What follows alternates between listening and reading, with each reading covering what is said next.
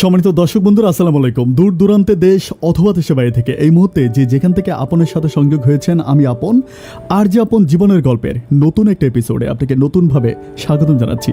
সম্মানিত দর্শক শ্রোতা, আমার আজকের জীবনের গল্পটা সত্যি ভয়ঙ্কর এক বাস্তব জীবনের গল্প। ডিয়ার ভিউয়ার্স, ছোটবেলায় মা আমাকে বইয়ের মধ্যে পড়িয়েছিল যে লোভে পাপ, পাপে মৃত্যু। আজকের এই বাস্তব জীবনের গল্প যদি আপনি শুরু থেকে শেষ পর্যন্ত শোনেন, তো এই কথাটার বাস্তব রূপ পাবেন। আপনি বুঝতে পারবেন যে জীবনে পাপটা কত বড় হতে পারে আর মৃত্যুটা কত ভয়ঙ্কর হতে পারে।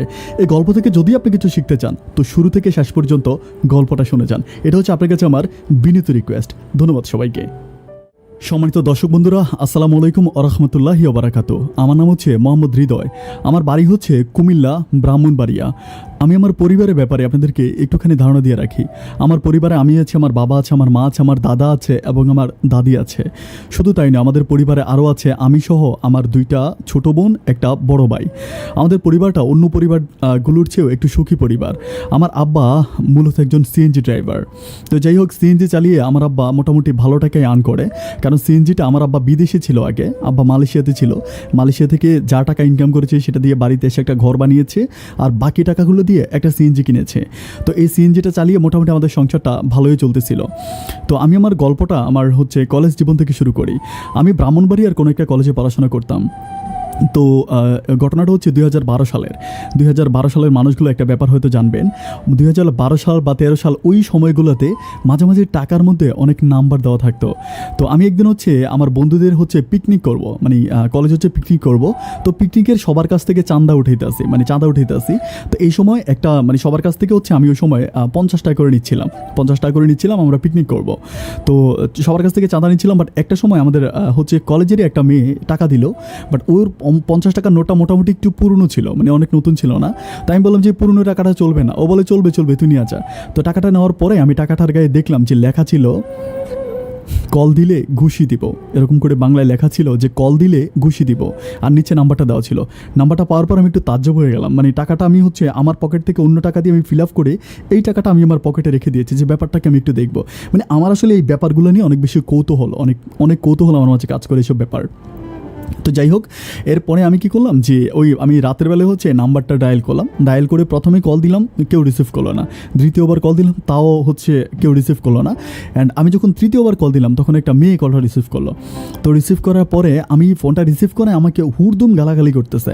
মানে একদম যত নোংরা ভাষায় গালাগালি করা যায় ততভাবে গালাগালি করতেছে। তো আমি হচ্ছে উনি প্রায় 1 মিনিটের মতো আমাকে গালাগালি করে। তো এরপরে উনি একটু শান্ত হওয়ার পর আমি বললাম যে আমি কিন্তু মানে আপনার কি গালাগালি করা শেষ হয়েছে না আরও করবেন? যদি আরও করেন তাহলে প্লিজ করে যান, আমি শুনে যাই। কিন্তু আমি যখন কথা বলবো তখন আমার কথাগুলো মনোযোগ দিয়ে শুনবেন, গালাগালি করবেন না। তো বলা আচ্ছা ঠিক আছে, আপনি বলেন কি বলতে চান। আমি বললাম যে টাকার গায়ে লেখা ছিল যদি কল দেয় তাহলে ঘুষি দেবে। তো আপনি তো আমাকে একটা ঘুষি দেবেন, ঘুষি দেওয়ার কথা ছিল, গালি দেওয়ার কথা তো ছিল না। তাহলে গালি কেন দিলেন?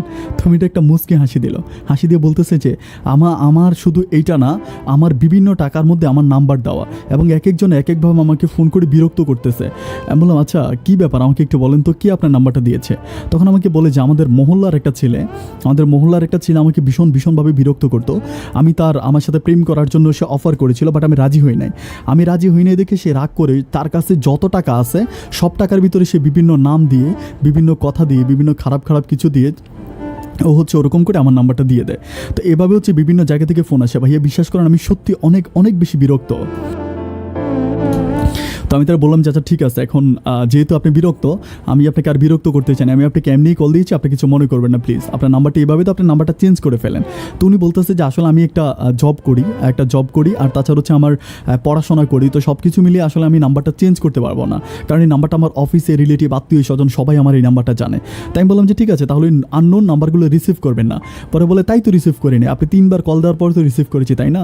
তো আমি আসলে বুঝতে পারছি যে ব্যাপারটা ট্রু ছিল। তেমন একে বললাম যে আচ্ছা যাই হোক, আপনার নাম কি? তো বলে যে ওনার নাম হচ্ছে নদী। আচ্ছা, তো আমি বললাম যে নদী আপনি কোথায় থাকেন, এটাই তো জিজ্ঞেস করা হয়নি। তো বলে যে আমি ঢাকাতে থাকি। ঢাকা কোথায় থাকেন? ঢাকা ধানমন্ডিতে থাকে।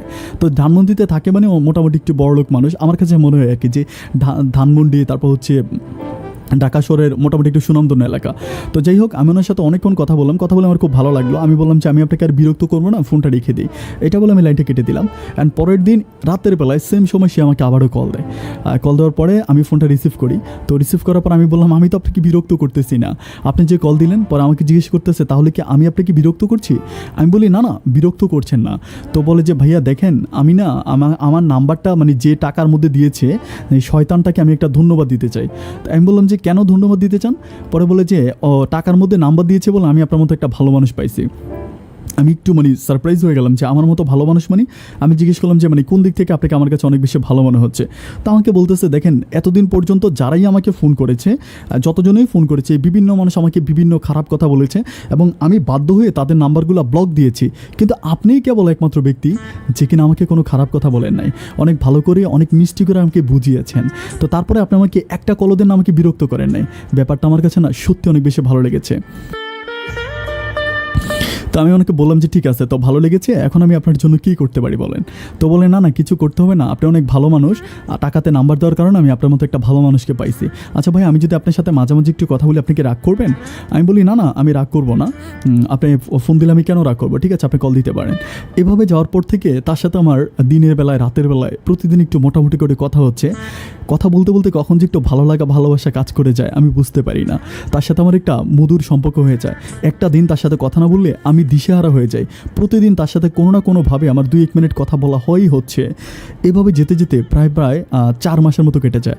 4 মাস পরে একদিন সে আমাকে বলতেছে, আচ্ছা, আমাদের সাথে আমার মাঝে তখন কিন্তু তার সাথে ওরকম প্রেম বা ভালোবাসা, আমি তাকে ওরকমভাবে কখনো প্রেমের প্রস্তাব করি নাই বা সেও আমাকে ভালোবাসে ওরকম কোনো প্রস্তাব করে নাই। কিন্তু আমরা দুজনের মাঝে প্রেম ভালোবাসার কথা চলতেছে। আমার একটা টার্গেট যে আমি যেদিন তাকে দেখব সেদিন তাকে প্রেমের প্রস্তাব করব। এর আগ থেকে আমি তার সাথে খুব ভালো একটা ফ্রেন্ড হয়ে থাকবো।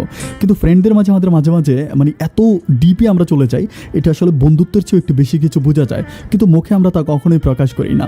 যাই হোক, এভাবে 4 মাস পরে একদিন সে আমাকে বলতেছে যে, ভাইয়া, আমি আপনার সাথে মানে আমাকে নাম ধরে বলতেছিল হৃদয়, আমার নাম ছিল হৃদয়। তো বলতেছে যে, হৃদয়, আমি আপনার সাথে একটু দেখা করব।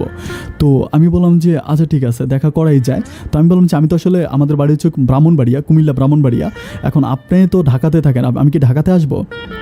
তো বলে, আজকে এতটা মাস ধরে আপনার সাথে কথা বলতেছি, মানে আমাকে আসলে ওই সময় তুমি করেই সম্বোধন করে, যে এতটা মাস তোমার সাথে কথা বলতেছি, কখনো বুঝতে পারিনি যে তুমি এতটা নম্রভদ্র একটা ছেলে। মানে এটা কেমন কথা বললা যে আমি কুমিল্লায় গিয়ে তোমার সাথে দেখা করবো? আমি একটা মেয়ে মানুষ, আমার পরিবারের মানুষজন আছে না, তুমি ঢাকাতে আসো। তাই আমি বললাম যে, আচ্ছা ঠিক আছে, তুমি যদি অনুমতি দাও তাহলে আমি ঢাকাতে আসবো। তো যাই হোক, এইভাবে কথাবার্তা বলার পরে সে আমাকে বলে যে শুক্রবারে সকালবেলা আসার জন্য। তো যেমন কথা তেমন কাজ, শুক্রবারে সকালবেলা আমি ঘুম থেকে উঠে একেবারে ভালোভাবে মানে একেবারে প্রিপারেশন নিয়েছি। বন্ধু, আমার একটা সত্য কথা বলে রেখে, আমার কাছে আসলে তো ভালো কাপড় চোপড় নেই, যে অনেক স্মার্ট কাপড় চোপড়। আমি জানি যে উনি অনেক বড় লোকের মেয়ে, নদী অনেক বড় লোকের মেয়ে, তো যার জন্য আমাকে একটু ভালো কাপড় চোপড় পরে যেতে হবে। এই জন্য আমি আমার মোটামুটি কিছু বন্ধু বান্ধবের কাছ থেকে কিছু ভালো ভালো কাপড় চোপড় ওদের কাছ থেকে নেই। অ্যান্ড কাপড় চোপড় নেওয়ার পরে আমি নদীর সাথে দেখা করতে যাই। আমি ঢাকা ধানমন্ডি আটে যাই। ধানমন্ডি আটে শর্মা রেস্টুরেন্ট আছে, অনেকে হয়তো চিনেন। আর ঢাকা ধানমন্ডি আটে শর্মা রেস্টুরেন্টের সামনে আমি দাঁড়াই থাকি। বাট সে আসে, একটা রিক্সা নিয়ে আসে।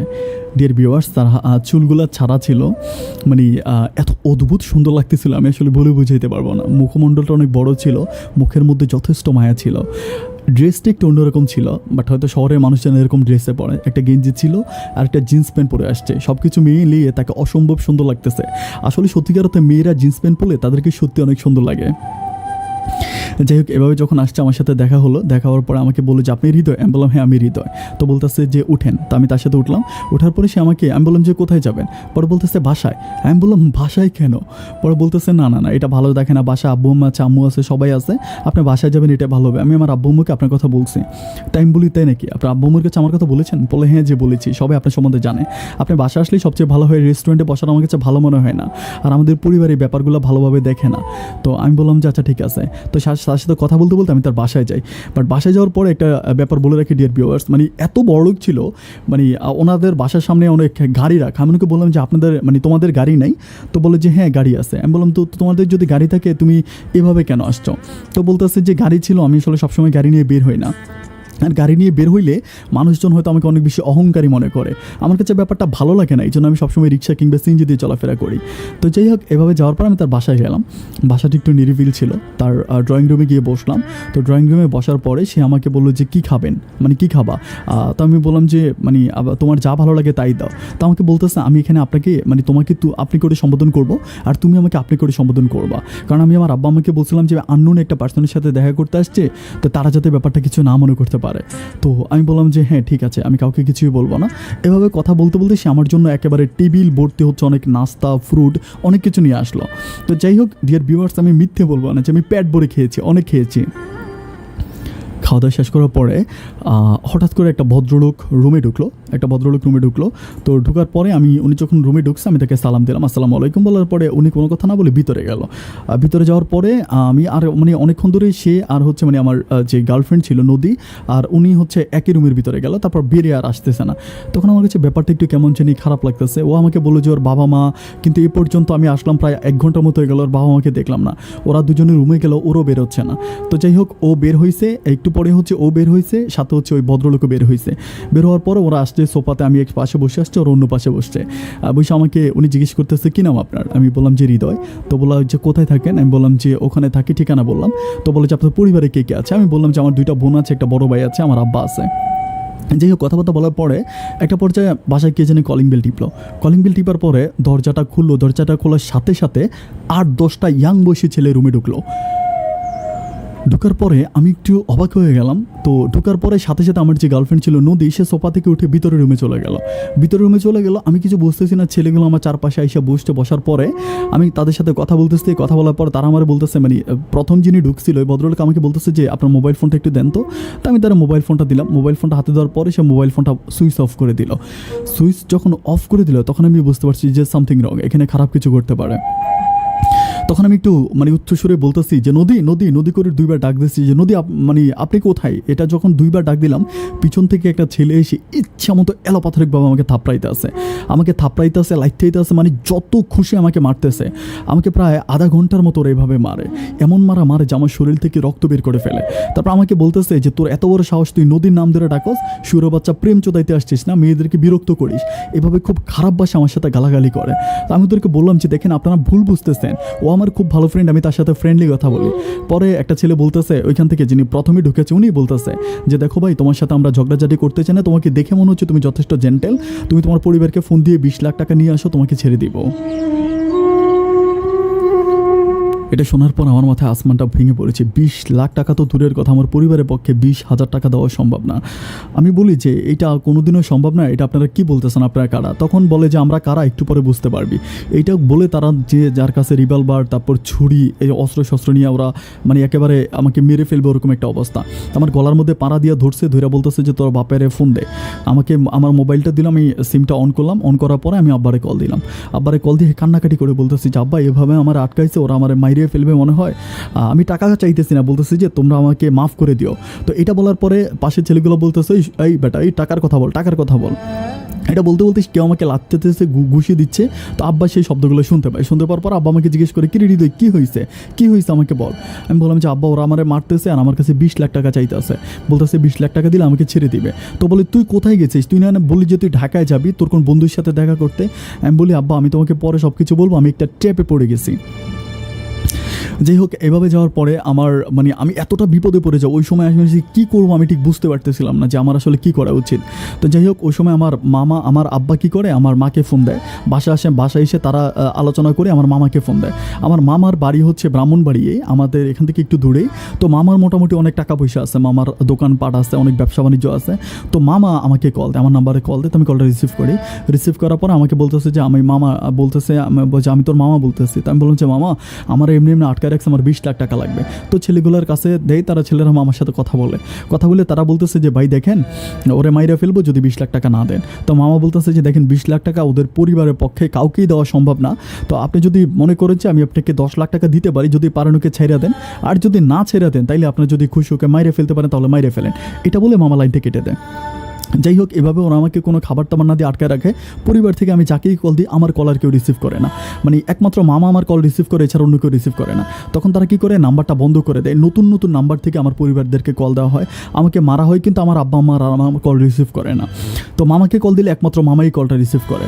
তো যাই হোক, কল যখন রিসিভ করে মানে লাস্টে ওরা প্রায় সন্ধ্যার পরে আমারে বলতেছে আচ্ছা ঠিক আছে তোর মামারে আবার কল দেয়। তো আমি কল দিই, মামা কলটা রিসিভ করে, তখন নতুন একটা নাম্বার থেকে, ওদের নাম্বার থেকে কল দেয়, আমার নাম্বার থেকে আর না।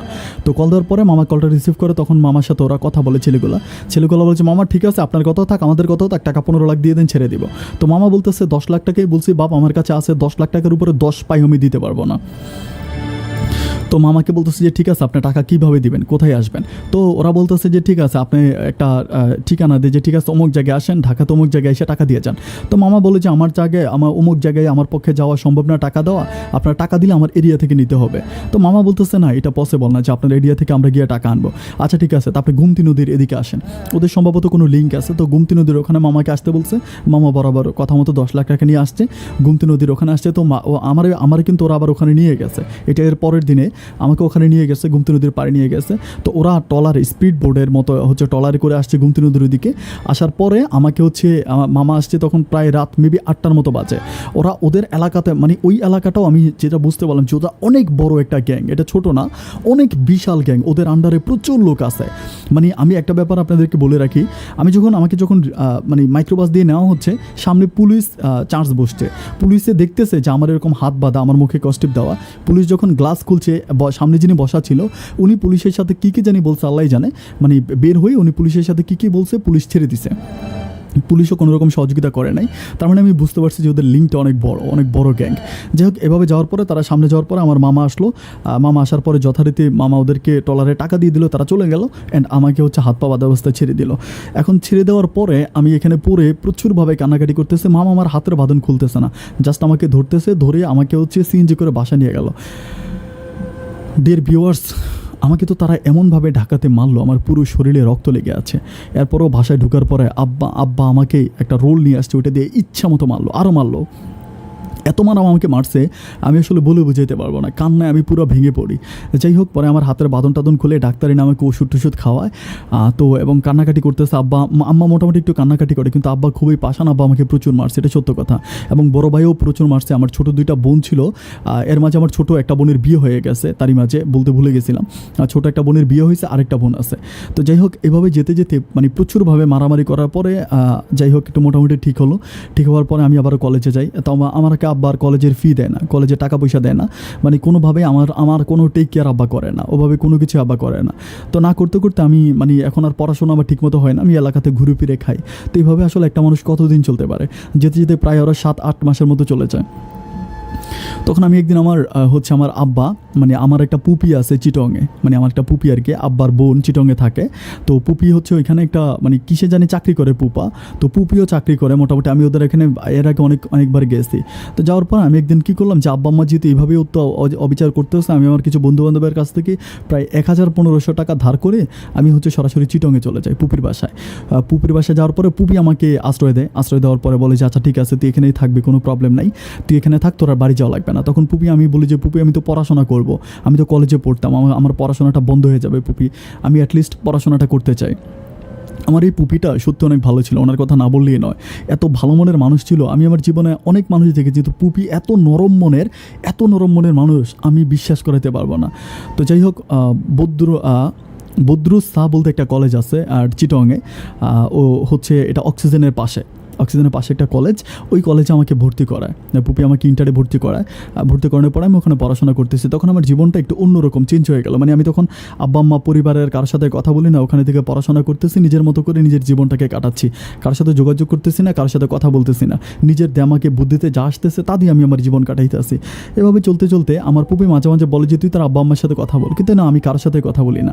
যাই হোক, আসলে সবচেয়ে বড় কথা হচ্ছে আল্লাহ যা করে ভালোর জন্যই করে। আমি আসলে বাড়িতে থাকতে এতটা 5 ওয়াক্ত নামাজ পড়তাম না, বা অতটা ভালো ছিলাম না, বাট পুপির কাছে আসার পর থেকে আমি যথেষ্ট ভালো হয়ে গেছি। আমি 5 ওয়াক্ত নামাজ পড়ি, ক্লাস করি, পড়াশোনা করি, টিউশনি করি, 2টা টিউশনি করি। তো আমার পড়াশোনার খরচ মিটাইও আমি পুপিকেও টাকা দিতে পারি এইভাবে। যাই হোক, এভাবে যেতে যেতে আমার জীবনটা অনেক ভালো পর্যায়ে যাচ্ছে। বাট আমি ফার্স্ট ইয়ার শেষ করে সেকেন্ড ইয়ারে যখন উঠলাম, আমাদের কলেজে শান্তা নামের একটা মেয়ে ছিল। মানে ডিয়ার ভিউয়ার্স, একটা ব্যাপার বলে রাখি, এখানে কোনো প্রেম ভালোবাসা কিছুই ছিল না। শান্ত একটু শান্ত টাইপের মেয়ে ছিল। মানে আমি একটা ব্যাপার খুব খেয়াল করে দেখতাম যে শান্ত অন্য মেয়েদের সাথে খুব একটা মিশতো না, সবসময় একা একা থাকতো। আর আরেকটা ব্যাপার আমি শান্তার মাঝে দেখতে পাইতাম, শান্তা সবসময় একটা ড্রেস পরে কলেজে আসতো। মানে সবসময় একটা ড্রেস, মানে বোরকা পরতো, বোরকার নিচেও সবসময় একটা ড্রেস থাকতো, একেবারে সব সময়। তো আমি ব্যাপারটা একটু অবাক লাগে। একদিন আমি তারা জিজ্ঞেস করি যে শান্তা, তুমি এরকম সবসময় এক ড্রেস পরে কেন কলেজে আসো? তো আমাকে বলে যে দেখো, আমার তো অত ড্রেস কিনতে পারবো না, এই জন্য আমি একটা ড্রেস কিনেছি, ওইটা নিয়ে আমি কলেজ করি। তাই আমি বলি কেন, মানুষ তো কত রকমের ড্রেস পরে, সুন্দর সুন্দর ড্রেস পরে, তুমি পড়তে পারো না? তখন সে কোনো কথা না বলে স্কিপ করে এখান থেকে চলে যায়। যাই হোক, চলে যাওয়ার পরে এভাবে তার সাথে আমার একটা ভালো ফ্রেন্ডশিপ হয়। মাঝে মাঝে তার সাথে ফোনে কথা বলা হয়, আমাদের কলেজে আসে, তাই নিয়ে এখানে সেখানে ঘুরতে যাই। মানে ঘুরতে যাই বলতে আমরা ফ্রেন্ডরা মাঝে মাঝে এদিক সেদিকে হাঁটাহাঁটি করতে যাই। শান্ত অনেক মোটামুটি অন্যদের সাথে না মিশলেও, খুব একটা না মিশলেও, সবার সাথে কথাবার্তা কম বললেও কিন্তু মানুষের কথা শুনে, মানুষের প্রতি তার প্রেম ভালোবাসা আছে। ধরুন কেউ কোনো কথা বললে ও খুব খেয়াল করে কথাটা শোনে এবং অন্যের কথাকে প্রচুর পরিমাণ রেসপেক্ট এবং সম্মান করে।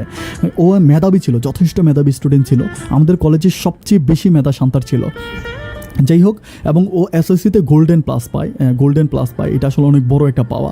তো যাই হোক, এভাবে যাওয়ার পরে সে করে কি, যখন হচ্ছে আমি কলেজে মানে আমাকে একদিন বলতেছে যে, মানে এমনি বলতেছে যে হৃদয় তোমাকে একটা কথা বলি। আমি বলি হ্যাঁ বলো। পরে বলতেছে তোমার পরিবারে কে কে আছে? আমি বললাম যে আমার পরিবারে আব্বা আছে, আম্মা আছে, দাদা আছে, দাদু আছে, তারপরে আবার আমার ছোটো দুইটা বোন আছে, একটা বোনে বিয়ে দিছে, আরেকটা এখনো বিয়ে হয় নাই। তো বলতেছে যে আর কে আছে? আমি বললাম একটা বড় ভাই আছে। তো জিজ্ঞেস করলো যে বড় ভাই কী করে? আমি বললাম বড় ভাই তেমন কিছু করেনি, এলাকাতে হেঁটে হেঁটে খাওয়া দাওয়া করে এরকম। যাই হোক, যার পরে সে আমাকে বলতেছে আমার না মানে এইসব কথাগুলি শুনতে ভালো লাগে। আমি বলি কেন ভালো লাগে? পরে বলে যারা বলে দাদা আছে, দাদু আছে, পরিবার অনেক মানুষ আছে, এই কথাগুলি শুনতে আমার ভীষণ ভালো লাগে। আমি বলি কেন ভালো লাগে? ও বলে আমার পরিবারে কেউ নেই তো এই জন্য। তো আমি বলি যে তোমার পরিবারে কেউ নেই মানে মানে আমি ব্যাপারটা খুব ক্লিয়ার বুঝলাম না, আমাকে একটু বুঝিয়ে বলো। পরে বলে আমার পরিবারে শুধু আমার মা আছে। আমি বলি তোমার আব্বা? বলে যে আমার আব্বা মারা গেছে। তো তোমার আব্বা মারা গেছে, তোমার দাদা পুপি ওরকম? পরে বলে যে আমার আম্মা আব্বা রিলেশন করে বিয়ে করছিল, বিয়ে করার পরে আমার আব্বা হচ্ছে আমার আম্মাকে নিয়ে পালায়া চলে আসছে চিটংয়ে। আমার দাদা পুপা পুপি কেউ মেনে নেয় না রিলেশনটা। তো আব্বা আম্মাও খুব একতরফা ছিল, খুব তেরা টাইপের ছিল, তারাও তাদের সাথে কোনো রকম সমঝোতা করে নাই, তারা এইভাবেই চিটংয়ে আছে। তাই আমি বললাম যে তোমার মা আর তুমি, তো তোমাদের সংসারটা কীভাবে চলে, পরিবার কীভাবে চলে? তো আমাকে বলেছে আমি একটা চাকরি করি। তো আমি বললাম যে কিসে চাকরি করো? পরে বলে সিম কোম্পানিতে। আমি বলি সিম কোম্পানিতে মানে? পরে বলে মোবাইল কোম্পানি। আমি বলি আমি তো তোমাকে কখনো কাজ করতে দেখি না, তুমি কন্টিনিউ ক্লাসে আসো, ক্লাস থেকে যাও, তুমি তো কখনো ক্লাসে লেটও করো না, একদিন ছুটিও কাটাও না, তাহলে তুমি কীভাবে হচ্ছে চাকরি করো, এটা কীভাবে সম্ভব? তখন সে আমাকে বলতেছে যে দেখো, আমি যখন কলেজে আসি, প্রতিদিন কলেজে আসার আগে আমি হচ্ছে সিম সেল করি।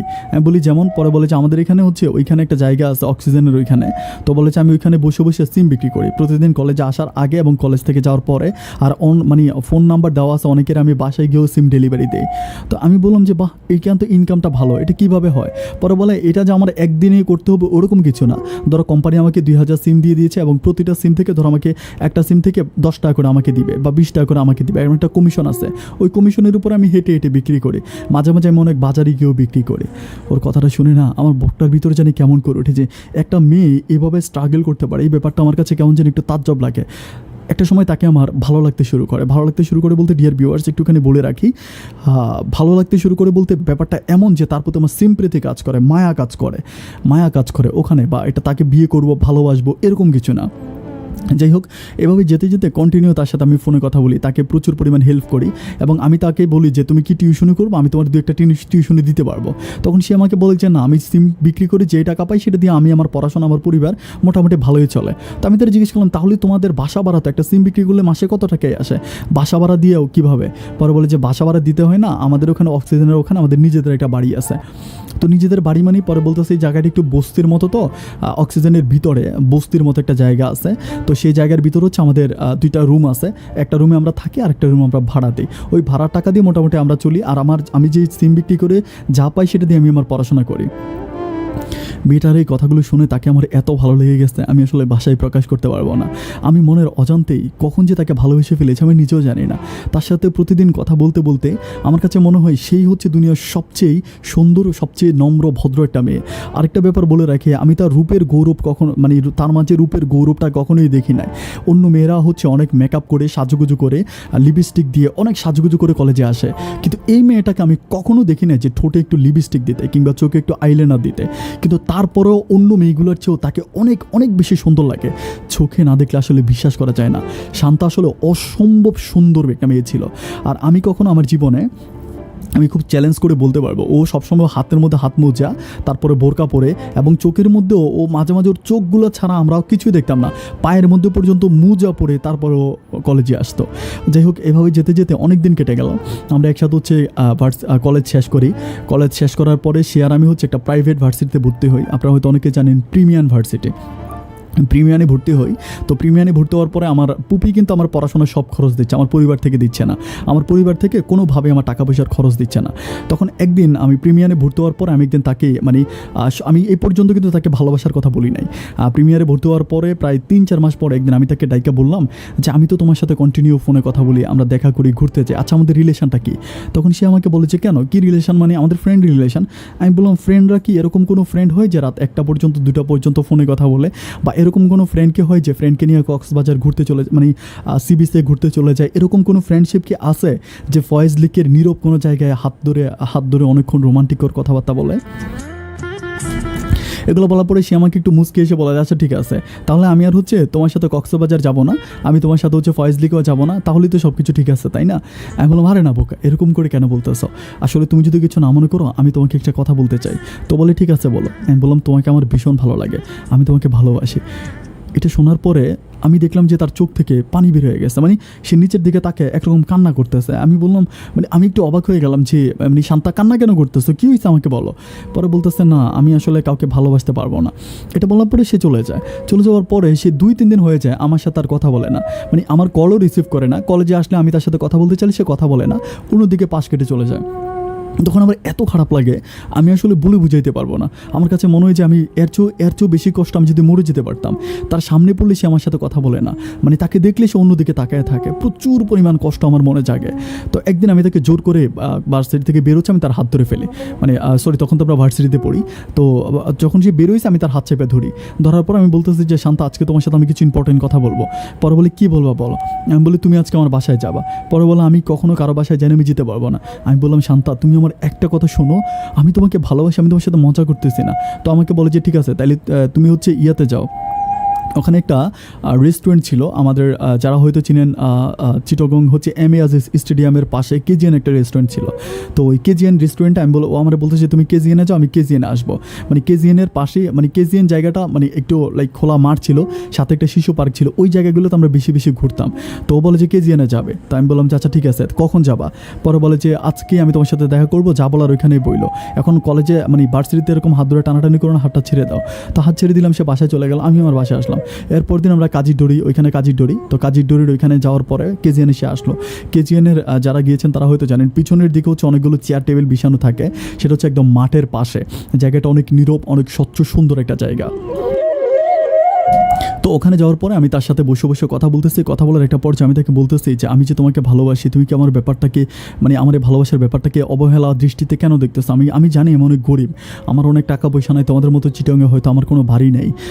আমার আব্বা একজন প্রফেশনালি হচ্ছে একজন সিএনজি ড্রাইভার। আমার পক্ষে আসলে মানে আমি তোমাকে কী বলবো, বুঝাইতে পারবো না।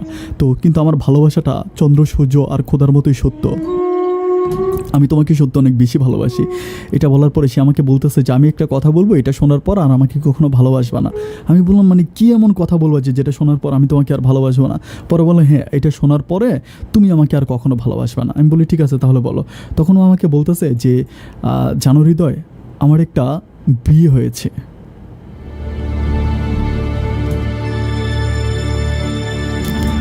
আমি বললাম বিয়ে হয়েছে? বলে শুধু তাই নয়, আমার একটা মেয়ে আছে। আমি তখন আসমান থেকে পড়ছি, মানে দেখলে তাকে পৃথিবীর কোনো মানুষ বিশ্বাস করবে না যে তার মেয়ে আছে এবং হচ্ছে সে বিয়ে করছে। তো আমি বললাম যে মেয়েটা কোথায় আছে, আমাকে মানে তোমার জামাই কোথায়, মেয়ে কোথায়, এগুলো জিজ্ঞেস করি। তখন সে আমাকে বলে যে আমার জামাইয়ের সাথে আমার ডিভোর্স হয়ে গেছে। তো জামাইয়ের সাথে ডিভোর্স হয়ে গেছে, তোমার মেয়েটা কোথায়? পরে বলে আমার মেয়েটা কোথায় সেটা আমি জানি না। আমি বলি কেন জানো না? ও খুব কান্না করে, খুব কান্না করতে করতে বলে যে বিয়ে হবার পরে আমার মেয়েটার যখন প্রায় 1 বছর হওয়ার পরে আমার মেয়েটা একদিন মানে বাসাতে হঠাৎ করে আমি বাসায় এসে পাই না। তাই আমি বলি যে হঠাৎ বাসায় এসে পাও না মানে? পরে বলি যে ওকে আমি এরকম শোয়া রাখছি, বাইরে গেছিলাম আমি দোকানে, বাট দোকান থেকে আসার পরে তাকে আর আমি পাই নাই। আমি বলি এটা কবের ঘটনা? তুমি তো কলেজে আমার সাথে একসাথে পড়ছো। ও আমাকে বলে আমি যখন ক্লাস 9-এ পড়ি তখন আমি বিয়ে করি। 8 থেকে পাশ করে যখন ক্লাস 9-এ উঠে আমি তখনই বিয়ে করি। তখন আমি বললাম যে ক্লাস 9-ই বিয়ে করতো, তো 9, 10 এরপরে 10-এ 2 বছর, আচ্ছা বুঝলাম, তো ডিভোর্স কখন হয়েছে? পরে বলে আমার ডিভোর্স হয়েছে বেশি দিন হয় নাই। আমি কলেজে যখন পড়ি, কলেজে আমি যখন কন্টিনিউ স্টাডি করতেছি, আমি কলেজে ভর্তি হওয়ার 3 মাস পরে তার সাথে আমার ডিভোর্স হয়েছে। তো আমি বললাম যে বিয়েটা কীভাবে হয়েছে? তো বলে যে বিয়েটা পারিবারিকভাবে হয়েছে। আমার আম্মার হচ্ছে কেমন জানি ছেলেটা অনেক ভালো ছিল, আমার পরিচিত ছিল, এই জন্য পারিবারিকভাবে বিয়ে হয়েছে, আমাদের প্রেম ভালোবাসা ওরকম কিছু ছিল না। তো আমি তো বললাম যে তোমার মেয়েটার কোনো খোঁজখবর পাইছো? পরে বলে যে পত্রিকার ভিতরেও আমরা হচ্ছে বিজ্ঞাপন দিয়েছিলাম, অনেক জায়গায় খোঁজাখুঁজি করছিলাম, অনেক কবিরাজের কাছে গেছিলাম, বাট আমি আর পাই নাই। বাট একটা কবিরাজে বলছিলাম আমার মেয়েটাকে নাকি জিনে নিয়ে গেছে। তো আমি বললাম যে জিন কি এভাবে মানুষ নিয়ে যেতে পারে? ও বলে যে নিয়ে গেছে, তো এরকম তো শুনলাম। তো যাই হোক, আমি ওর মুখের দিকে তাকিয়ে আসতে, প্রচুর কান্না করতেছে, কথাগুলো বলতেছে, আর ওর চোখ থেকে টপ টপ টপ টপ করে মানে বন্যার মতো পানি বইতে আসে। আমি তখন ওরে বললাম, আমার কাছে টিস্যু ছিল না, যখন আমি আমার হচ্ছে একটা লাইক হচ্ছে একটা পেট ছিল, পেট থেকে আমি একটা পেপার ছিঁড়ে আমি তার চোখের পানিগুলো মুছে দিচ্ছিলাম। বলতেছিলাম যে কান্না করো না, সৃষ্টিকর্তা যা করে ভালোর জন্যই করে। আমি তোমাকে একটা কথা বলবো, আমার কথাটা শোনো। তখন আমি তার কাছে বসে বসে আমি আমার স্টোরিটা বলি যে আমি ঢাকা একটা মেয়ের সাথে ওরকম রিলেশন করে দেখা করতে যাওয়ার পরে আমার মায়ের আমার কাছ থেকে 10 লাখ টাকা নিয়েছে। তখনও আমি থেকে আমার মায়ের দাগগুলো দেখাইছি, পিঠটা উঠাইয়া।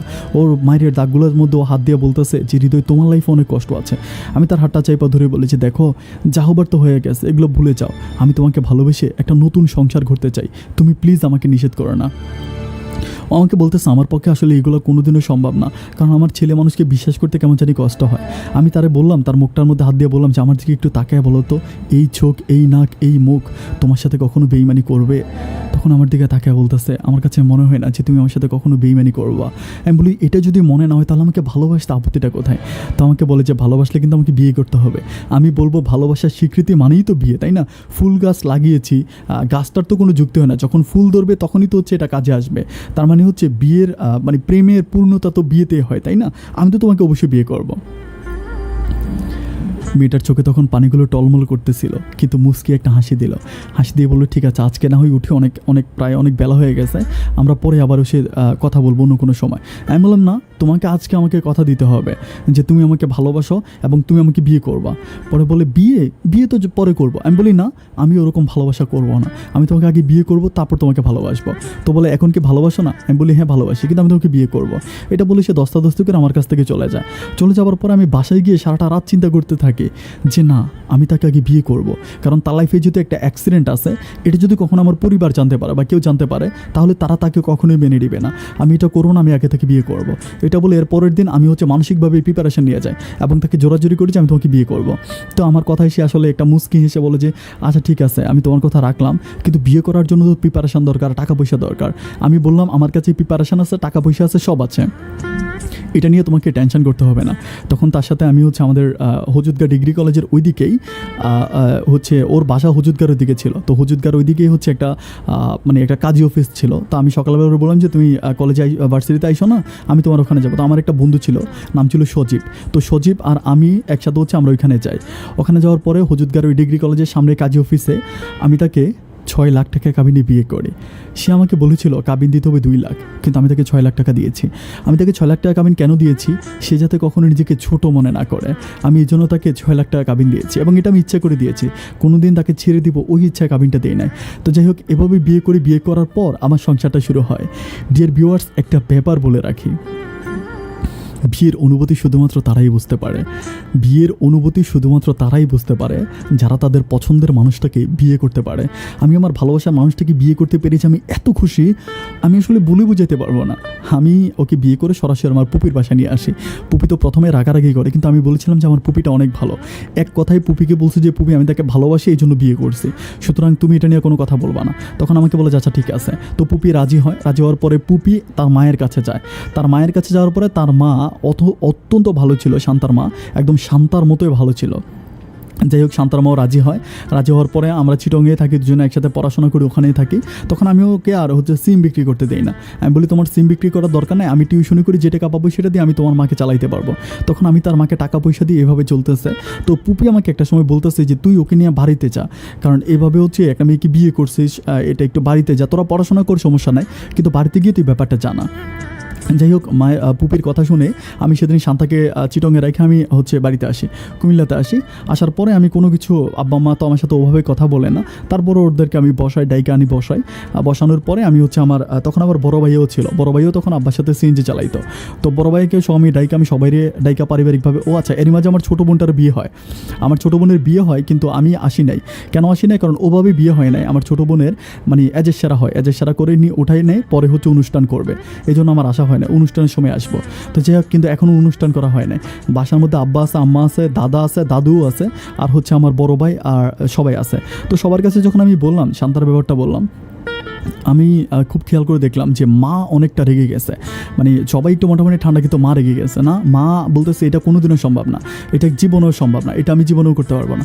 তখন আমি বললাম যে মা কেন পারবো না, সমস্যাটা কি? তখন মা আমাকে বলতেছে, তোরে যে ঢাকা থেকে ছুটাই আনছিল, কে আনছিল, তোর খেয়াল আছে? আমি বলি হ্যাঁ, মামা আনছিল। তো পরে বলতেছে, তোর মামা যে 10 লাখ টাকা দিছে, তাকে তোর খেয়াল আছে? আমি বলি হ্যাঁ, কেন খেয়াল থাকবে না, মামা 10 লাখ টাকা দিছে না, 10 লাখ টাকা দিয়ে আমাকে ছুটে আনছে। পরে বলে, মামার ওই 10 লাখ টাকা দিছিলি? আমি বললাম যে মামার 10 লাখ টাকা আমি দিব কেন? পরে বলতেছে, কেন তুই দিবি না? ওই টাকা কি ও আসমান থেকে নিয়ে আসছে? 1 টাকা 2 টাকা, 10 লাখ টাকা। তখন আমি বলতেছি, তার মানে কি, তুমি কি বলতে চাইতেছো? মামার টাকার সাথে আমার সম্পর্কটা কি, আমার বিয়ের সম্পর্ক কি?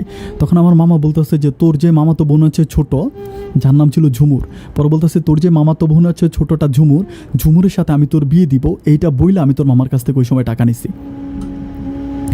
তখন আমি বলতেছি, এটা তুমি কি বলতেছো? ঝুমুরের ব্যাপার আমি একটু বলে রাখি। ঝুমুর একটু শারীরিক প্রতিবন্ধী বলতে ঝুমুর আসলে ঠিকমতো হাঁটতে পারে না, হাঁটতে গেলে একটু হচট খেয়ে পড়ে যায়, হাঁটার সময় তার একটা লাঠি প্রয়োজন হয়।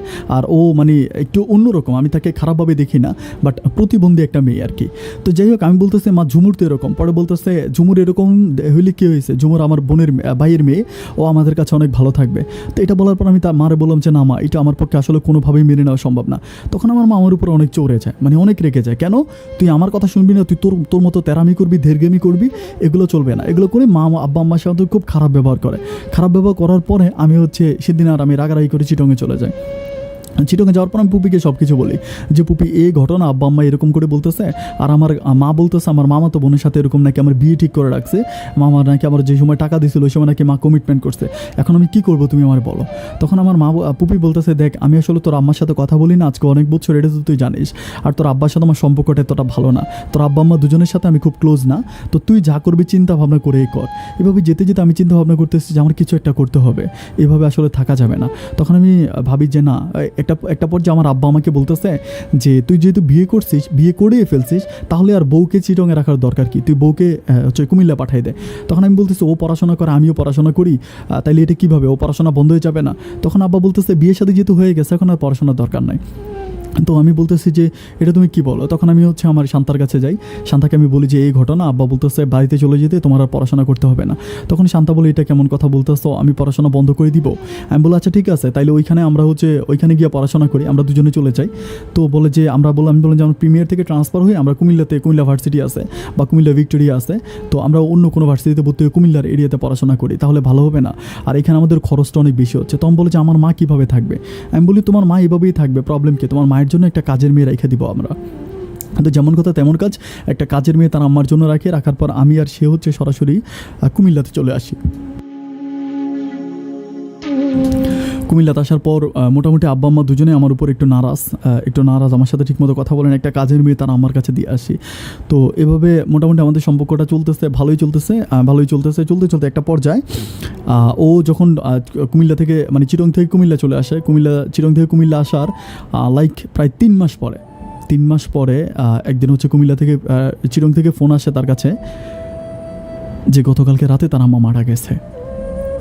প্রচুর কান্না করে কান্না করে আমাকে নিয়ে হচ্ছে সাথে সাথে ইয়েতে যায়, আমি যাই, আমার আব্বা আম্মা যায়, আমার আব্বা আম্মা, আমার বড় ভাই সবাই যায়। আমার বড় বোন জামাই হচ্ছে বিদেশে থাকতো, আমার বড় বোন জামাই সহ যায়। তো আমরা সবাই মিলে মাইক্রোবাস ঠিক করে আমরা যাই। তো যাওয়ার পরে ও হচ্ছে দেখে ওর মার জন্য খুব কান্নাকাটি করে। তো আমার আম্মা জিজ্ঞেস করতেছে এটা কার, এই জায়গাটা কার? আমি বলি এটা তোমরা জানো না, এটা হচ্ছে ওদের জায়গা। এই দুইটা ঘরে ওদের তখন আসলে এটা একটু বিল্ডিং করে ফেলছে, একটু পাকা করে ফেলছে, মানে সেমি পাকা করছিল। তো আমি বলতেছি যে এই দুইটাই ওদের। তো আমার আম্মা বলতেছে, তখন আমি আম্মাকে ডিটেলসে সব কিছু বলি। এতদিন পর্যন্ত কিন্তু ওভাবে ডিটেলসে বলি নাই। তার বিয়ের কথা আমি তখনও হাইড করে রাখছি, আমি কখনো কারো কাছে, পরিবারের কারো কাছেই বলি না। যাই হোক, এবার যাওয়ার পরে যে ওর মা তো মারা গেল, মারা যাওয়ার পরে মাকে আমরা চিটংয়ে মাটি টাটি দিলাম। ওদের বাসায় আমরা 2 দিন পর্যন্ত থাকলাম। আর 2 দিন পর্যন্ত থাকার পরে আমি ওখানে টুলেট লাগাই দিয়ে আসছি, যেটা ভাড়া দিব। হ্যাঁ, ভাড়া দিব। তারপর আমরা সবাই মিলে হচ্ছে আবারও কুমিল্লাতে ব্যাক করি। এখন কুমিল্লাতে ব্যাক করার পরে নতুন একটা প্রবলেম শুরু হয়ে গেছে আমার আম্মা বলতেছে যে জায়গাটা বিক্রি কর, হ্যাঁ ওই জায়গাটা বিক্রি করে তুই টাকা পয়সা নিয়ে আয়। ওরকম করে আমার আম্মা বারবার, আমার আব্বা আম্মা দুজনেই হচ্ছে আমার ওয়াইফের সাথে ঝগড়া করতেছে। তখন শান্তা বলতেছে আমি কি জায়গা কেন বিক্রি করবো, আমার মায়ের জায়গা আমি কেন বিক্রি করব? তখন বলতেছে এই জায়গাটা বিক্রি করে আমরা কুমিল্লাতে একটা জায়গা কিনবো। তো আমি তখন আমাকেও বুঝাইতে আসে, পর আমি শান্তারে বলতেছি, শান্তা আব্বা আম্মা যে কথাগুলো বলতেছে কথাগুলো খারাপ বলতেছে না, কারণ আমাদের তো চিটংয়ে জায়গা রেখে কোনো লাভ নাই, আমরা তো এখানে যাবও না, আমরা যেহেতু কুমিল্লাতেই থাকবো, তাহলে তুমি একটা কাজ করো, জায়গাটা বিক্রি করে আমরা কুমিল্লা একটা জায়গা কিনে। তো কুমিল্লাতে আমার আম্মা রাস্তার পাশে অনেক বড় একটা লম্বা জায়গা দেখায়, ওখানে মাসের পিসারি, তারপর অনেক বড় জায়গা। আম্মা বলতেছে ওই জায়গাটা বিক্রি করে এই জায়গাটা কিন। তো এই জায়গা যে সেই লোকের সাথে আমার আম্মা কথাবার্তা বলে, আমাদের পাশাপাশি গ্রামে, ওনার সাথে কথাবার্তা বলে, উনি বলে ঠিক আছে। ওনার সাথে আমাদের দাম দস্তুর হয়, কথাবার্তা হয় 30 লাখ টাকা, 30 লাখ টাকা কথা হয়, 30 লাখ টাকা এই জায়গার মূল্য।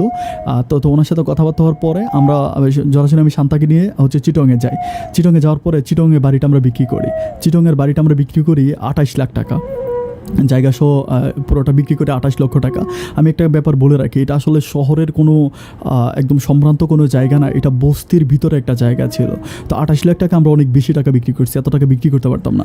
আমাদের পরিচিত ছিল, বন্ধুবান্ধব ওই এলাকাতে ছিল, যারা সহযোগিতা করে বিক্রি করে দিছে। এখন বিক্রি করে দিয়ে আসার পরে যখন আমি কুমিল্লাতে আসার পরে হঠাৎ করে যেই লোকের সাথে আমাদের কথাবার্তা হয়েছে উনি জায়গা দিবে, উনি এখন বলতেছে যে উনি জায়গা বিক্রি করবে না। এখন জায়গা বিক্রি করবে না, তাহলে জায়গা বিক্রি না করলে কী করা যায়? টাকা তো আমরা অলরেডি ক্যাশ টাকা নিয়ে আসছি। তো এখন এত টাকা, 28 লাখ টাকা কী করবো বুঝতে পারতেছি না।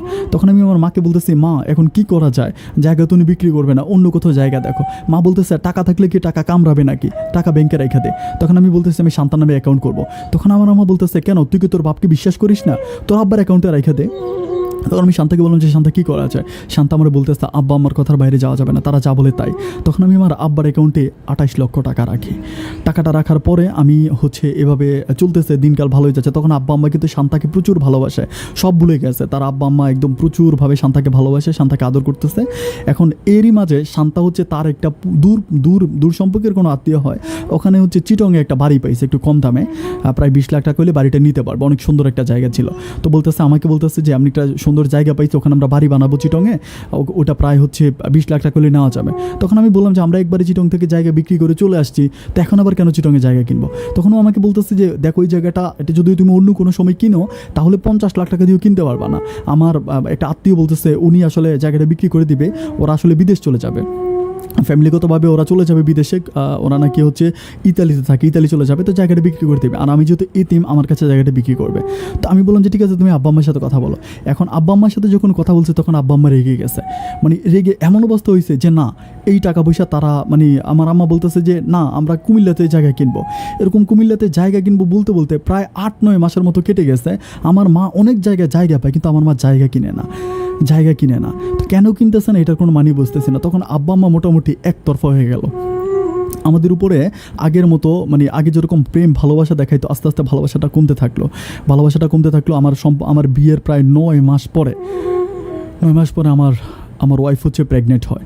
আমার ওয়াইফ প্রেগনেন্ট হওয়ার পরে আমার ওয়াইফের গর্ভে যখন বাচ্চা আসে, তখন আসলে নর্মালি মেয়েদের পেটে যখন বাচ্চা আসে তখন তারা নর্মালি কাজ করতে পারে না, কিন্তু আমার মা আমার বউকে দিয়ে 24টা ঘন্টা কাজ করায়। মানে আমি সহ্য করতে পারি না যে একটা মেয়ে এইভাবে কেন কাজ করে। তখন আমাকে বলতেছে যে, আমাকে ও বুঝতেছে যে আমি এগুলো সহ্য করতে পারি না। তখন আমাকে বলতেছে যে তুমি এভাবে বাড়িতে বসে না থেকে তুমি কিছু একটা করো, মানে এভাবে বাড়িতে বসে বসে তুমি কয়দিন খাবা। তা আমি বলতেছি যে আমি কি করব। পরে বলে তুমি কিছু একটা করো। তখন আমি আমার একটা বন্ধুর সাথে, আমাদের বন্ধু বলতে আমাদের এলাকারই মানুষ, ওর সাথে কথাবার্তা বলি। ওর নাম ছিল রবিনের সাথে কথাবার্তা বলার পরে রবিন আমাকে বলে যে ওর ঢাকাতে একটা চাকরি করে, একটা মাল্টিপারপাস কোম্পানিতে চাকরি করে। আমাকে বলে যে তুই ওখানে চলে আয়, 25,000 টাকা বেতন পাবি। তো ওর কথা মতো আমি আমার পোয়াতি বউকে বাড়িতে রেখে আমি ওখানে যাই, ওখানে গিয়ে আমি চাকরি করি। কেন চাকরি করি? শুধুমাত্র একটা কারণে, সেটা হচ্ছে আমি ওরে তো কষ্ট সহ্য করতে পারি না। আমি ওকে বুঝাইলে ও আমার পক্ষে আসে না, আব্বা আম্মার সাপোর্ট নেয়।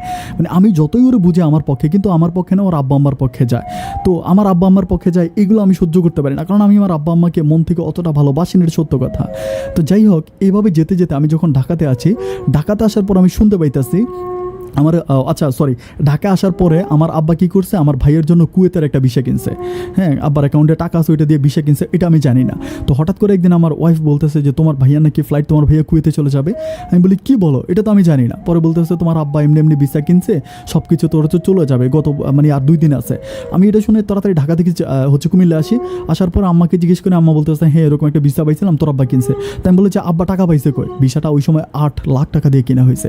আমি বলি টাকা পাইছে কই? তখন আমার আম্মা আমার বলতেছে, আঞ্জা করে ধরে জড়াই ধরে বলতেছে, বাবারে টাকা তো পড়েই আছে ব্যাংক, ওইখান থেকে আমরা তোর ভাইকে দিছি, তোর ভাইয়া টাকা ইনকাম করে দিয়ে দিবে। আমি বলতেছি টাকা আমার বউয়ের টাকা, আমার টাকা, তোমরা কেন আমাদের কাছ থেকে অনুমতি নেওয়া ছাড়া আমার ভাইকে দিয়ে দিলা? তখন আম্মা বুঝাইতেছে যে তোর ভাইয়া কুয়েতে যাবে, দিয়ে দিবে, কোনো প্রবলেম নাই। এভাবে বুঝাইতেছে, কিন্তু আমি দেখতেছি তারা একটা টাকা ওইখান থেকে আমার বউকে দেয় না। আমার বউ অসুস্থ হইলে তারা ডাক্তারের কাছে যাওয়ার জন্য পর্যন্ত আমার আব্বা আম্মা ওইখান থেকে কোনো টাকা উঠে দেয় না। তো যাই হোক, এভাবে ভাইয়া বিদেশে চলে গেল, বড় ভাই বিদেশে চলে গেল, আমি তো আছি ঢাকাতে। এখন ঢাকাতে থাকার পরে আমি দেখতেছি যে আমার বউর উপর অত্যাচার বেড়ে যাচ্ছে, দিনের পর দিন, রাতের পর রাত আমার আম্মা আমার বউর উপর অত্যাচার করে। এবং তখন আমার ছোটো বোনটারও বিয়ে হয়েছে, কিন্তু ও আমাদের বাড়িতেই থাকে, ও অত্যাচার করে, আব্বা আম্মা দুজনে মিলে অত্যাচার করে। কেন অত্যাচার করে এটা আমি বুঝি না। তখন আমি আমার মায়ের কাছে যাই। মায়ের কাছে যাওয়ার পরে আমি বলি যে মা, তোমরা ওর সাথে এরকম অত্যাচার অবিচার ওর উপর কেন করতেছ? তখন আমি এলাকার মানুষের কাছে এবং আমার নানার বাড়ির লোকদের কাছে শুনতে পাই যে আমার মামার কুমিল্লা শহরে একটা ফ্লট আছে। হ্যাঁ, আমার মামা আমার মাকে বলতেছে যে কুমিল্লা শহর যে ফ্লট আছে, ওই ফ্লটটা আমার নামে, আমার আম্মার নামে লিখে দিবে যদি আমি ওনার ওই মেয়েটাকে বিয়ে করি। তখন আমি আমার মারে জিজ্ঞেস করলাম যে মামা আমাকে ওই সময় কত টাকা দিছিল? বলে 10 লাখ টাকা দিছিল। তখন আমি আমার বউয়ের কাছে গিয়া, আমি যখন বুঝতে পারছি যে সামথিং ইজ রং, আমি আমার বউকে গিয়ে বুঝাই যে দেখো, আমি যখন টাকা পয়সা ইনকাম করতেছি, কারণ মামা যেহেতু ওই টাকাটার জন্য আমাদেরকে প্রেশার দিচ্ছে, আমরা ওই টাকাটা দিয়ে দিই। আমার বউকে, শান্তাকে আমি যা বলি শান্তা তাই শোনে। 28 লাখ টাকা থেকে 8 লাখ টাকা অলরেডি আব্বা উঠে ফেলছে, আর হাতে ছিল 20 লাখ। ওই 20 লাখ থেকে আমি 10 লাখ টাকা ওই দিন যখন দেখছি যে মামা আম্মাকে এই ধরনের লোভ দেখাইতেছে, ওই দিন 10 লাখ টাকা উঠাইয়া আমি আমার আব্বার অ্যাকাউন্ট থেকে আমি নিজে উঠাই। আমি টাকা দিচ্ছিল না বলে আমি ঘর দুয়ার কাটাকাটি করে ভাঙাভাঙি করি, অনেক অত্যাচার করার পরে যাই হোক আব্বা শেষ পর্যন্ত টাকা দিল। দেওয়ার পরে আমরা ব্যাংকে গিয়ে টাকাটা উঠে ওই টাকাটা আমি মার হাতে আমার মামাকে দিয়ে দিই। মামাকে দেওয়ার পর আমি বলে দিছি যে এরপর থেকে মামা যাতে আর আমাদের সাথে কোনো সম্পর্ক না রাখে। এটা বলার পর আমি আবারও ঢাকা যাই, কিন্তু না, সেই পুরনো কথা আবারও আমার মাকে এসে বলতেছে যে প্লট তোমার নামে লিখে দিব, এটা কয়েক কোটি টাকা বিক্রি করতে পারবা, তোমার ছেলেকে বলো যেভাবে ওকে এই মেয়েকে বিদায় করে দিতে, এই মেয়েকে রাখলে ঝামেলা, এই মেয়েকে বিদায় করে দেখ। তারপর ওখানে আমার এরকম করে আমার মাকে লোভ দেখায়, এবং আমার আব্বা আম্মা দুজনে প্রচুর পরিমাণ লোভে পড়ে যায়। তারা আমার ওয়াইফকে দিয়ে এমন পরিমাণ অত্যাচার করে আমি বলে বুঝাইতে পারবো না। সংসারের মধ্যে একটা ঝগড়া লেগে যায়। আমি যখনই আমার শান্তাকে বলি যে তুমি চলে আসো ঢাকাতে, আমি তোমাকে বাসা ভাড়া করে রাখবো, কিন্তু ঢাকা আসে না। ও আমাকে বলে যে আব্বা আম্মাকে একা রেখে আমি কখনোই যেতে পারবো না, তোমার আব্বা মা মানি তো আমার আব্বা আম্মা, আমি কখনোই তাদেরকে ছেড়ে যাইতে পারবো না, তারা আমাকে মারক কাটক যাই করুক, আমি ওখানেই থাকবো। এইভাবে যেতে যেতে আমি দেখতেছি যে তার উপর দিনের পর দিন অত্যাচারটা বেড়ে যাচ্ছে। একদিন আমার ছোটো বোনের সাথে কী নিয়ে জানি ঝগড়া লাগে, ঝগড়া লাগার পরে আমার ছোটো বোন আমার ওয়াইফকে কী জানি একটা খারাপ কথা বলার পর আমার ওয়াইফ ওভাবেও রাগে না রাগার পর ও আমার ছোটো বোনকে একটা ধমক দিয়ে ওই কথা বলে যে হইছো তো মায়ের মতো, ওনাকে এই কথাটা বলে যে হইছো তো মায়ের মতো। এটা বলার পরেই আমার আম্মা বলতেছে আমার মতো তখন আমার আম্মা কি করে, আমাদের বাড়িতে একটা লাঠির মতো ছিল, একটা বড় লাঠি, এই লাঠি দিয়ে এসে আমার বউকে ইচ্ছা মতো পিটায়, এমনভাবে পিটায় আমি আসলে বলে বুঝাইতে পারবো না। আমি পরে আমার এলাকার লোকদের কাছ থেকে শুনতে পাই, এমন পিটায় যে তার প্রস্রাবের রাস্তা দিয়ে পর্যন্ত রক্ত চলে আসে। তখন কিন্তু আমার বউয়ের প্রায় 8 মাস, আমার 8 মাসের বাচ্চা ওর পেটে। যাই হোক, এভাবে এমন মার আমারে যে অবস্থা খুব খারাপ হয়ে যায়, তাকে হসপিটালে নিয়ে যাওয়া হয়। আমার কাছে খবর আসে, তখন আমি তাড়াতাড়ি কুমিল্লাতে যাই। কুমিল্লা মডার্ন হসপিটালে তাকে রাখে। তো মডার্ন হসপিটালে যাওয়ার পর আমি সবাইকে বলতেছি যে তাকে কেন মারা হলো, সবাইকে জিজ্ঞেস করতেছি। তখন বলতেছে যে এরকম কথা। আমি বললাম যে মা, এই কথা নিয়ে কি তারা মারা যায়? আসলে মার মূল কথা হচ্ছে মা তাকে যেভাবে হোক মেরে কেটে এখান থেকে বিদায় করে দিবে, কারণ মা তার ভাইয়ের মেয়েকে আমাকে বিয়ে করাবে, এটা হচ্ছে মার টার্গেট। তো তো যাই হোক, এভাবে যাইতে যেতে কী হলো, তার অবস্থা খুব খারাপ হয়ে যায়। অবস্থা খারাপ হয়ে যায়, টানা 1 মাস আমি তাকে হসপিটালে রাখি। 1 মাস হসপিটালে রাখার পরে আমি তাকে কুমিল্লা থেকে আর ওরা রাখে না, কুমিল্লা 1 মাস রাখার পর আমি কোনো উন্নতি পাই না। মানে ওর শরীর আগে যেমন তেমনই থাকে, মানে ওর প্রস্রাবের রাস্তা দিয়ে শুধু রক্ত বের হয়। সমস্যা একটাই, প্রস্রাবের রাস্তা দিয়ে রক্ত বের হয়। এরপর আমি কী করি, আমি ওকে সরাসরি ঢাকাতে নিয়ে আসি। ঢাকাতে এনে আমি ওকে ট্রিটমেন্ট করাই। কিন্তু এই পর্যন্ত আমার আব্বার অ্যাকাউন্টে 10 লাখ টাকা আছে, আমার আব্বা 1 টাকাও আমাকে দেয় না, মানে একটা পয়সা আমাকে দেয় না। আমি নিজে চাকরি করি, বন্ধুবান্ধবদের থেকে ধার ঋণ করে আমি তাকে ট্রিটমেন্ট করি। ট্রিটমেন্ট করতে করতে তখন ডাক্তাররা বলে যে তার বাচ্চা প্রসব হবে, বাচ্চা প্রসব হওয়ার সময় হয়ে যায়। তো ডাক্তার তখন খুব ক্রিটিক্যালি প্রবলেমে থাকে যে বাচ্চা হইলে আসলে ওকে বাঁচানো যাবে কিনা এটা আসলে বলা যায় না। তো তারপরেও অনেক কষ্টের পরে বাচ্চা যেদিন প্রসব হয়, কিন্তু রাত তখন প্রায় আনুমানিক 2টার মতো বাজে, 2টা বাজে বাচ্চা প্রসব হয়। বাচ্চা প্রসব হওয়ার পরে ডাক্তার বেরোয়ার পর আমি ডাক্তারের সাথে কথা বলি যে কী অবস্থা। তখন ডাক্তার আমাকে বলতেছে যে আপনার ওয়াইফের অবস্থা আগেই খুব খারাপ ছিল, তারপর আমরা চেষ্টা করেছি যতটুকুভাবে আপনার ওয়াইফকে, মানে বাচ্চাকে, আপনার ওয়াইফকে দুজনকে সেভ করার জন্য, বাট উই আর সরি যে আমরা আপনার বাচ্চাটাকে বাঁচাইতে পারছি কিন্তু আপনার বউটাকে বাঁচাতে পারি নাই।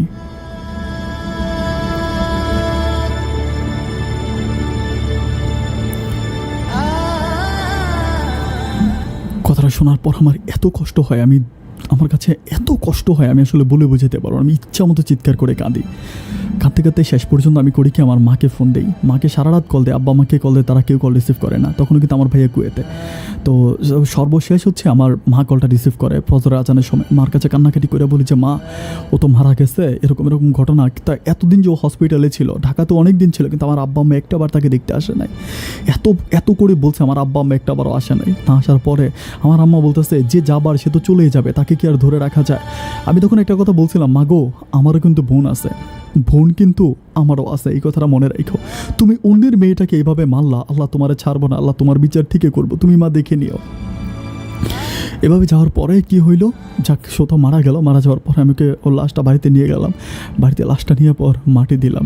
ডিয়ার ভিউয়ার্স, আমি প্রতিটা রাতে ওর আত্মনাথের শব্দ শুনতে পাই। এখনও যখন আমি রাতের বেলায় ঘুমাই, আমি এখনও যখন শুনতে পাই, ও আমাকে বলে যে হৃদয়, আমার পেটটা ব্যথা করে, আমার পেটটা একটু হাত দিয়ে দেখো যে আমার বাবুটা নড়তেছে, বাবুটা কথা বলতেছে। আমি আমার দুধের বাচ্চাটাকে নিয়ে যখন বাড়িতে আসি, আমি আমার বাচ্চাটাকে লালন পালন করতে পারি না। হসপিটালে রাখি, কুমিল্লা হসপিটালে রাখি, সরকারি হসপিটালে রেখে অনেক টাকা খরচ যায়। তখন আমার আব্বার অ্যাকাউন্টে টাকা, আমি আমার আব্বারে যত বলেছি, আব্বা টাকা দাও, আব্বা আমাকে টাকা পয়সা দেয় না। আমি এই ছোট্ট মেয়েটাকে নিয়ে কী করব, কোথায় যাব। আমি অনেক চেষ্টা করেছি মেয়েটাকে একটুভাবে টাকা পয়সা দিলে, ওরা যদি টাকা পয়সা দিত বাঁচানোর জন্য। আমার মনে আছে আমার বউটা যখন মারা যায়, মানে অপারেশনের জন্য নেওয়া হয়, তখন আমাকে বারবার বলে যে আমার সন্তানটাকে দেখে রাখো, আমার সন্তানটাকে দেখে রাখো, বারবার এটা বলে। আমার আব্বা কোনো রকম টাকা পয়সা আমাকে দেয় না। টাকা পয়সা না দেওয়ার কারণে আমি আমার মেয়েটা ঠিকমতো ট্রিটমেন্ট করতে পারি না। আমি যে টাকা বেতন পাই ওটা দিয়ে হয় না, কারণ আমার মেয়ের পিছনে প্রতি মাসে প্রায় 40 থেকে 45 হাজার টাকার মতো যায়। তাকে হসপিটালে রেখে তাকে অনেকভাবে, মানে একদম বক্সের মধ্যে রেখে পালন করতে হয়, কারণ একদম ছোটো বাচ্চা। এভাবে যেতে যেতে ডাক্তার 4 মাস পর্যন্ত অনেক কষ্ট করে আমার মেয়েটাকে বাঁচায় রাখেন। 4 মাস পরে আমার মেয়েটাও মারা যায়। আমার মেয়েটা যখন মারা যায় তখন আমি একদম পাগলের মতো হয়ে যাই, মানে বউটাকে হারালাম, বাচ্চাটাকে হারালাম। তখন আব্বা আম্মা আমাকে প্রেশার দিতে আসে যে আমার মামাতো বোনকে বিয়ে করার জন্য। আমি তখন প্রচণ্ড রকম খেপে যাই, একদিন অনেক পরিমাণ রেগে যাই। রেগে আমি বাসায় অনেক টিভি ভাঙি, অনেক ভাঙচুর করার পরে বাসার কেউ আর ভয়ে আমার সাথে কথা বলে না। এভাবে যেতে যেতে আমি একটু পাগলের মতো হয়ে যাই, কারোর সাথে কথা বলি না, সবসময় গম্ভীর হয়ে বসে থাকি, কারোর সাথে কথা বলি না। এদিকে আমার ভাই তো কুয়েতে আসে, উনি মোটামুটি টাকা পয়সা দেয়, আমার আব্বা আম্মা বিন্দাস চলতেছে, আমার খোঁজ খবর আর কেউ নেয় না। যাক, এভাবে যেতে যেতে প্রায় 3 মাস পরে একদিন হঠাৎ করে থানা থেকে আমাদের বাসায় ফোন আসে। যখন আমাদের বাসায় ফোন আসে, আমার আব্বার নাম্বারে কল আসে যে আপনার মেয়েকে এরকম কুমিল্লা আসেন শহরে, মানে সদর থানা থেকে ফোন দেয়। তখন আমরা সবাই মিলে সদর থানায় যাই। যাওয়ার পরে শুনতে পাই যে আমার বড় বোন, মানে আমার ছোটো বোন জামাই কিন্তু অনুষ্ঠান করে না, এত করে বিয়ে করছিল। ছোটো বোন জামাই কিন্তু বিদেশে থাকতো। আমার বড়, মানে আমার ছোটো 2টা বোনের জামাই কিন্তু বিদেশ থাকতো। তখন শুনতে পারি যে আমার ছোটো বোন অন্য একটা ছেলের সাথে হোটেলে ধরা খাইছে এবং পুলিশ তাকে ধরে আনছে। আনার পর ওখানে কুমিল্লার কাগজ সাংবাদিকটা ছিল এবং কুমিল্লার কেবেল টিভি ছিল, কেবেল টিভি ওইটা ভিডিও করছে, ছবি উঠাইছে এবং এটা পত্রিকায় চলে আসছে।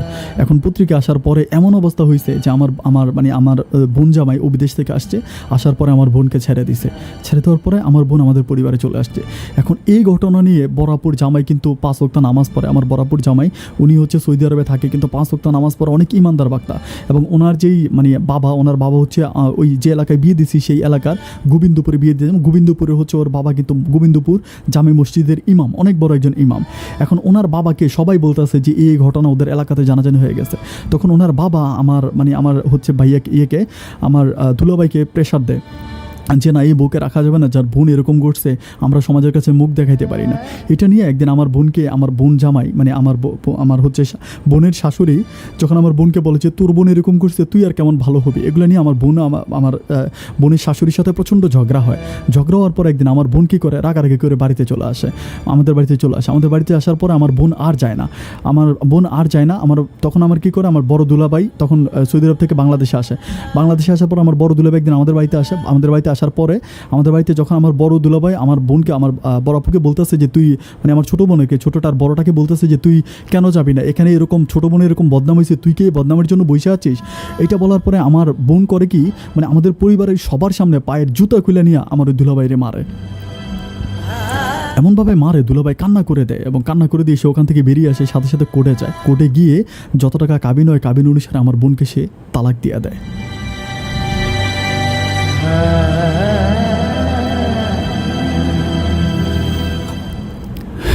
আমার দুইটা বোনের ঘরে চলে আসে, পারিবারিক অবস্থা এতটাই খারাপ হয়ে যায়, ভাইয়া যেই কাজ করে সেই কাজে যে পরিমাণ টাকা পায়, যে পরিমাণ টাকা আমাদেরকে দেয়, এটা দিয়ে আমাদের সংসার কোনোভাবেই চলে না, নুন আনতে পান্তা পুরায়। এখন আমিও আব্বার সাথে রাস্তায় সিএনজি চালাই, আব্বু সিএনজি চালাই, আমিও সিএনজি চালাই। ভাইয়া টাকা পয়সা কী করে ভাইয়া জানে, কারণ ভাইয়া কুয়েতে থাকে, অনেক টাকা পায়। আমরা শুনি মোটামুটি মানুষের কাছে বলে যে মানুষ ভালো টাকা পায়, কিন্তু ভাইয়া একটা টাকাও পরিবারে দেয় না। অন্যদের কাছে শুনতে পাই যে ভাইয়া নাকি নারীর নেশা, ভাইয়া বিভিন্ন মেয়েদের কাছে চলে যায়, মাস শেষে বেতন পাইলেই মেয়েদের কাছে চলে যায়, সব টাকা নাকি এইভাবে নষ্ট করে ফেলে, বাড়িতে টাকা পয়সা দেয় না। আচ্ছা, আমার আব্বা আম্মা দুজনেই খুবই অসুস্থ, আমি ওদের সাথে বেঁচে আছি। আপন ভাই, আমার আব্বা আম্মা পৃথিবীর প্রত্যেকটা বাবা মায়ে ভালো, বাট আমি একটা কথা বলি, আমার কথাটাকে আপনি খারাপভাবে নেবেন না। পৃথিবীর সব পুরুষগুলো যদি ভালো হইতো, পৃথিবীর সব বাবাগুলো যদি ভালো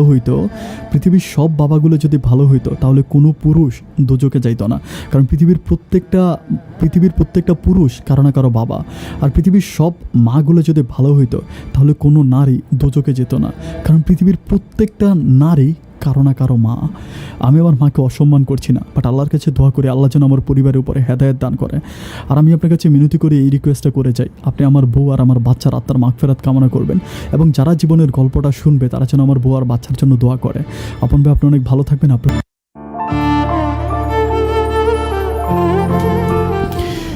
ডিয়ার ভিউয়ার্স, সবাইকে অনেক বেশি ধন্যবাদ এতক্ষণ পর্যন্ত পুরোটা স্টোরি আমার সাথে শোনার জন্য। প্রায় 1 ঘন্টার মতো আপনারা আমার সাথে আছেন। তো যাই হোক, এই জীবনের গল্পটা যখন আমি শুরু থেকে শেষ পর্যন্ত শুনেছি, আমি গল্পটা শুধুমাত্র একটা ব্যাপারে নিয়েছি ডিয়ার ভিউয়ার্স।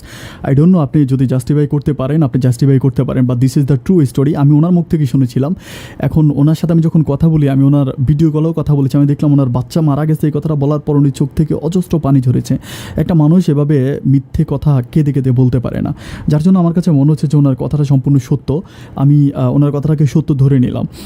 তো যাই হোক, আমি আসলে গল্পটার সবশেষ আপনাদেরকে এটাই বলবো যে আমি শুনেছিলাম যে আল্লাহ বিচার করে, আল্লাহর বিচার আছে, এটা দুনিয়াতে সত্য। কিন্তু আল্লাহর বিচার যে এত দ্রুত, আল্লাহর বিচার যে আল্লাহ এত নিপুণভাবে করে দেয়, আমি এটা বুঝতে পারি। আপনি খুব খেয়াল করে দেখেন যে তার ওয়াইফটা মারা যাওয়ার পর, বাচ্চাটা মারা যাওয়ার পর, ইন দ্য মিন টাইম তার ছোটো বোন একটা ছেলের সাথে ধরা খাইলো, তার ছোটো বোনের সংসারটা ভেঙে গেল।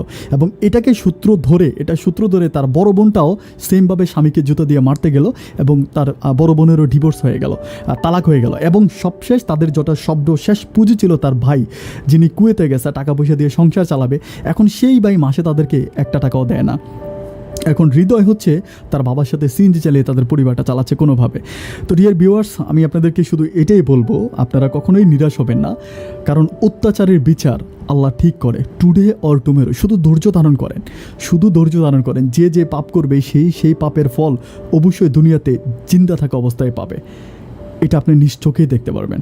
সব অনেক ভালো থাকবেন, সুস্থ থাকবেন, আর জীবনের গল্প থেকে যেটা শিখেছেন সেটা সারা জীবন মনে রাখবেন। এই শুভকামনায় আমি আজকের মতো এখানে আপনাদের কাছ থেকে বিদায় নিচ্ছি। অন্য কোনো দিন অন্য কারো জীবনের গল্প নিয়ে আমি আবারও জীবনের গল্প এই অনুষ্ঠানে হাজির হয়ে যাব। সব অনেক ভালো থাকবেন, সুস্থ থাকবেন। আসসালামু আলাইকুম।